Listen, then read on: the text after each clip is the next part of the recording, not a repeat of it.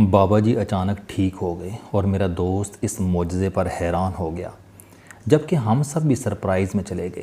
آپ خود سوچئے، آپ کے والد 80 سال کے بزرگ ہوں، یہ 10 سال سے صاحب فراش ہوں، آپ انہیں کبھی ایک ڈاکٹر کے پاس لے کر جاتے ہوں اور کبھی دوسرے ڈاکٹر کے کلینک پر، آپ انہیں ہر مہینے 2-3 دن کسی پرائیویٹ ہسپتال میں رکھتے ہوں، آپ نے گھر پر نرس اور ڈاکٹر رکھا ہوا ہو اور یہ دونوں روزانہ آپ کے والد کا چیک اپ کرتے ہوں، آپ بیرون ملک سے ان کے لیے ادویات منگواتے ہوں، آپ اپنے والد سے بے انتہا محبت کرتے ہوں اور آپ انہیں کبھی تنہا نہ چھوڑتے ہوں، مگر آپ کے والد صحت یاب نہ ہوں، یہ جسم کے ایک حصے میں درد کی شکایت کرتے ہوں اور کبھی دوسرے حصے میں، اور آپ ان کی وجہ سے ہمیشہ پریشان رہتے ہوں، لیکن پھر ایک دن وہ اچانک ٹھیک ہو جاتے ہوں، وہ اٹھ کر چلنا بھی شروع کر دیتے ہوں، کھانا پینا بھی، ہنسنا بھی اور پڑھنا لکھنا بھی، تو کیا آپ حیران نہیں ہوں گے؟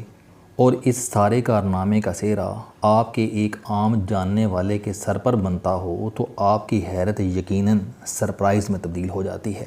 اور میرا دوست اور ہم سب دوست اس معجزے پر سرپرائزڈ تھے۔ یہ معجزہ ہوا کیسے؟ آپ اس سے قبل وہ واقعہ سنیے جس کے بدن سے اس معجزے نے جنم لیا۔ میرا دوست والد کو لے کر ڈاکٹر کے کلینک پر جا رہا تھا۔ راستے میں اسے اچانک باس کا فون آ گیا۔ باس نے اسے ایمرجنسی میں آفس طلب کر لیا۔ یہ مجبوری واقعی مجبوری تھی اور میرے دوست نے ہر صورت بینک بند ہونے سے قبل آفس پہنچنا تھا۔ اسے سمجھ نہیں آ رہی تھی کہ وہ والد کو کہاں چھوڑ کر جائے۔ کلینک اور گھر دونوں دور تھے جبکہ آفس اس جگہ سے نزدیک تھا۔ وہ چند لمحوں کے لیے سڑک پر رک گیا۔ اس نے سڑک کے دائیں بائیں پلازوں کی طرف دیکھا۔ اسے اچانک یاد آیا کہ یہاں اس کے ایک جاننے والے کا دفتر ہے۔ اس نے فون پر اس سے رابطہ کیا۔ اس کا جاننے والا اس وقت دفتر میں موجود تھا۔ اس نے اسے اپنی مجبوری بتائی، والد کو گاڑی سے اتارا، جاننے والے کے دفتر میں بٹھایا اور اس سے درخواست کی، آپ 1 گھنٹے کے لیے میرے والد کو اپنے پاس بٹھا لیں، میں آفس سے واپس آتا ہوں۔ اس کے جاننے والے نے کرسی کھینچی اور اس کے والد کے پاس بیٹھ گیا۔ میرا دوست اپنے دفتر چلا گیا۔ وہ گھنٹے کے بجائے 1.5 گھنٹے بعد واپس آیا تو اس نے ایک عجیب منظر دیکھا۔ اس کے والد کمرے میں ٹہل رہے تھے اور کہکے لگا رہے تھے، جبکہ اس کا جاننے والا کرسی پر آرام سے بیٹھ کر بابا جی کو دیکھ رہا تھا۔ دوست اس کایا کلپ پر حیران ہو گیا۔ اس نے جاننے والے کا شکریہ ادا کیا، والد کو ساتھ لیا اور کلینک چلا گیا۔ اس کے والد نے اسے راستے میں بتایا کہ تمہارا یہ دوست بہت اچھا ہے، میں کل اس سے دوبارہ ملنے آؤں گا۔ دوست نے یہ بات سنی انسنی کر دی۔ اس نے ڈاکٹر سے معائنہ کروایا اور والد کو گھر لے گیا۔ والد کی وہ رات نسبتاً اچھی گزری۔ میرا دوست اگلے دن دفتر چلا گیا۔ وہ شام کو واپس آیا تو اس کی بیوی نے بتایا کہ ابا جی دوپہر کے وقت آپ کے اس دوست کے پاس چلے گئے تھے جس کے پاس آپ انہیں کل چھوڑ کر گئے تھے۔ دوست حیران ہوا مگر خاموش رہا۔ اگلے دن بابا جی دوبارہ وہاں چلے گئے اور یوں یہ معمول بن گیا۔ بابا جی وہاں جاتے، 2-3 گھنٹے وہاں گزارتے اور واپس آ جاتے۔ میرے دوست نے والد کے مزاج میں اس دوران بڑی تبدیلی دیکھی۔ اس کے والد خوشباش رہنے لگے، ان کی ادویات بھی چھوٹنے لگیں اور ڈاکٹروں کے پھیرے بھی کم ہو گئے۔ میرا دوست اس معجزے پر حیران تھا۔ وہ ایک دن شکریہ ادا کرنے کے لیے اپنے جاننے والے کے پاس چلا گیا۔ اس نے دوست کا شکریہ ادا کیا اور اس کے بعد پوچھا، تم نے میرے والد پر کیا جادو کیا؟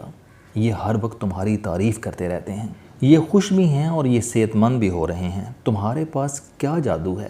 میرے دوست کے دوست نے حیرت سے اس کی طرف دیکھا اور جواب دیا، جادو؟ کیا مطلب؟ تمہارے والد جب بھی میرے پاس آتے ہیں تو میں ان کے سامنے ایک لفظ نہیں بولتا۔ میرا دوست مزید حیران ہو کر رہ گیا۔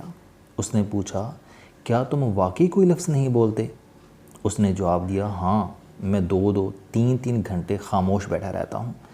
میرے دوست نے پوچھا، پھر میرے والد تمہاری اتنی تعریف کیوں کرتے ہیں؟ میرے دوست کے دوست نے کہہ لگایا اور بولا، تمہارے والد کو باتیں کرنے والا نہیں، باتیں سننے والا شخص چاہیے، اور میں پوری توجہ سے 2 گھنٹے ان کی باتیں سنتا ہوں، اور یہ توجہ میرا جادو ہے۔ میرا دوست حیرت کی انتہا کو چھونے لگا۔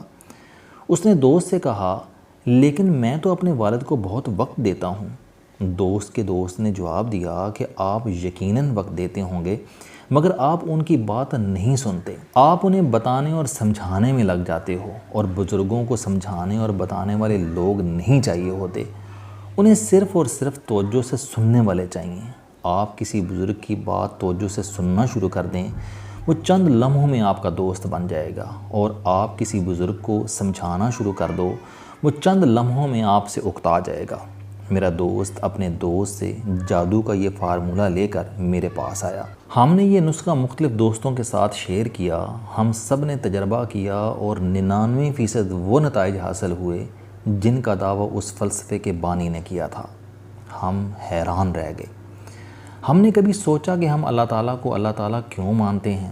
اس کی ہزاروں لاکھوں وجوہات ہو سکتی ہیں، اور ان ہزاروں لاکھوں وجوہات میں سے ایک وجہ اللہ تعالیٰ کی طرف سے ہمیں برداشت کرنا، ہمیں سننا بھی ہے۔ اللہ ہماری زندگی کی واحد قوت ہے جو ہماری بات غور اور توجہ سے سنتی ہے، اور یہ اس کے جواب میں ہمیں کوئی نصیحت نہیں کرتی۔ اللہ تعالیٰ ہمیں روزانہ کی بنیاد پر برا بھلا بھی نہیں کہتا، اور یہ ہمیں بار بار سمجھانے کی کوشش بھی نہیں کرتا۔ ہم میں سے کون ہے جو اللہ کے سامنے بہت معمولی باتوں پر گڑ گڑاتا نہیں، جو اللہ تعالیٰ کے سامنے ناانصافی، زیادتی، بے روزگاری، بیماری اور سماجی مسائل کا رونا نہیں روتا، اور اللہ تعالیٰ جواب میں اس کو خط لکھتا ہو، اس سے گفتگو کرتا ہو، یا پھر ٹیلی فون، فیکس یا ای میل کے ذریعے اس کے اعتراضات کے جواب دیتا ہو۔ اللہ تعالیٰ یا قدرت ہم سب کے اعتراضات، دعاؤں اور دلائل کے جواب میں مکمل خاموشی اختیار کرتی ہے، اور یہ خاموشی وہ مقناطیسی کشش ہے جو ہمارے دلوں کو قدرت یا اللہ تعالیٰ سے جوڑے رکھتی ہے۔ ہم جب بھی اللہ تعالیٰ سے رابطہ کرتے ہیں، ہمیں پورا یقین ہوتا ہے کہ اللہ تعالیٰ ہماری پکار، ہماری بات پوری توجہ سے سن رہا ہے، اور یہ یقین ہم میں حوصلہ بھی پیدا کرتا ہے اور ہمت بھی۔ اللہ تعالیٰ کی یہ خاموشی اور اللہ تعالیٰ کی یہ توجہ خدا کے خدا ہونے کی دلیل ہے۔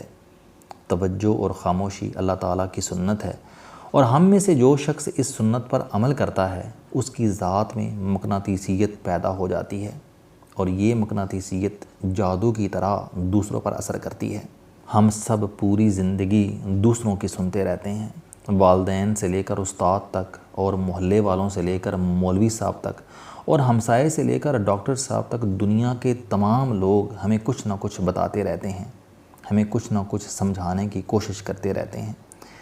ہم یہ سب کچھ سن کر تنگ آ جاتے ہیں، اور پھر ہمارے دل میں ایک خوفناک خواہش سر اٹھاتی ہے، کاش کوئی ہماری بات بھی سن لے، کاش کوئی ہم پر بھی توجہ دے دے۔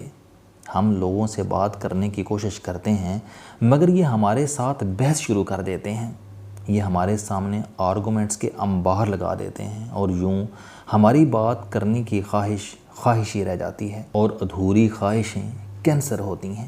خواہشوں کا صرف ایک ہی حل ہے کہ آپ انہیں پورا کریں یا پھر مار دیں، آپ انہیں ادھورا نہ رہنے دیں، کیونکہ ادھوری خواہشیں چند ماہ میں بیماری بن جاتی ہیں، اور ہمارے تمام بزرگ اس بیماری کا شکار ہوتے ہیں۔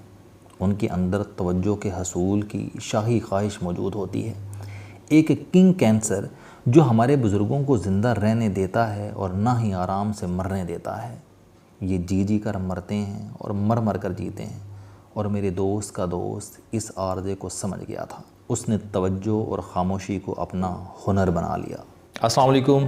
آپ سٹوڈنٹ ہیں، کوئی جاب کرتے ہیں، کاروبار کرتے ہیں، یا پھر آپ گھریلو زندگی گزار رہے ہیں۔ اگر آپ اپنی زندگی کو بدلنا چاہتے ہیں تو اس چینل علم دوستی پر آپ زندگی میں کامیابی کے لیے جاوید چوہری صاحب کے موٹیویشنل، سوشل، سیلف ڈسکوری سے ریلیٹڈ اور صحت سے متعلق بے شمار کالم سن سکتے ہیں۔ میرا دعویٰ ہے کہ یہ چینل آپ کی زندگی بدل دے گا۔ اس چینل کا مقصد اچھی باتیں معاشرے میں پھیلانا ہے، اور اچھی بات کو دوسروں تک پہنچانا صدقہ جاریہ ہے۔